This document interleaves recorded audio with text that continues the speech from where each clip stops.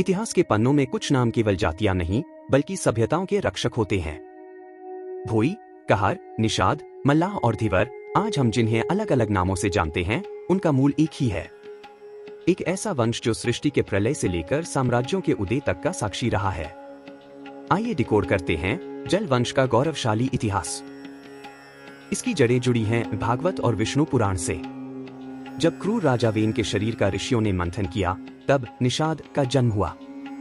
पुराणों के अनुसार विंध्य और नदियों के किनारे बसने वाले समस्त जलवंशी इसी आदि पुरुष की संतानें हैं, और जिन्होंने वनमार्ग, जंगल की ओर रुख किया वो वीर एकलव्य के वंशज कहलाए। यही कारण है कि इस समाज का मुख्य गोत्र कश्यप है। कश्यप यानी कच्छप, कछुआ, जो जल और थल दोनों का स्वामी है।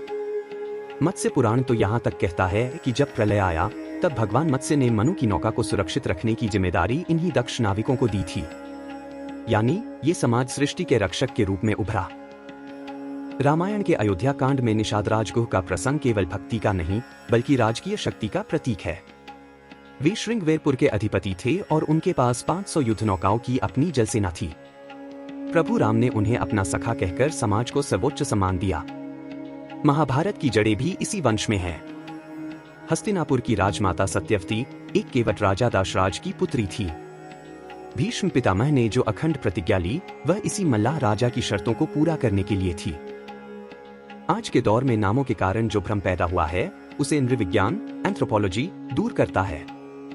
हर्बर्ट रिजले जैसे विशेषज्ञों के अनुसार उत्तर के मल्लाह, महाराष्ट्र के भोई और दक्षिण के बेस्टा समाज का डीएनए और सांस्कृतिक ताना बाना एक ही है। ये समाज केवल मछली पकड़ने वाले नहीं बल्कि प्राचीन भारत के नेविगेटर्स, संदेशवाहक और जलमार्गों के नियंत्रक थे। भोई, कहार या निषाद नाम अनेक हैं पर गौरव एक है। यह शोषित होने का नहीं बल्कि शासक और रक्षक होने का इतिहास है। अपने इस महान इतिहास को पहचाने और गौरव के साथ आगे बढ़े। अब तक आपने जलवंश पार्ट 1 देखा न हो तो अभी चैनल पर जाके देखें।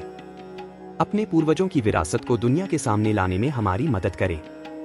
अगला भाग 2, यह भाग समाज की सांस्कृतिक परंपराओं पर आधारित होगा। इसमें समाज के रीति रिवाज, परंपराएं और तीज त्योहारों का विवरण प्रस्तुत किया जाएगा। अतः यदि आपके पास इस विषय से संबंधित कोई भी जानकारी या सामग्री उपलब्ध है तो आप हमें मेल कर सकते हैं।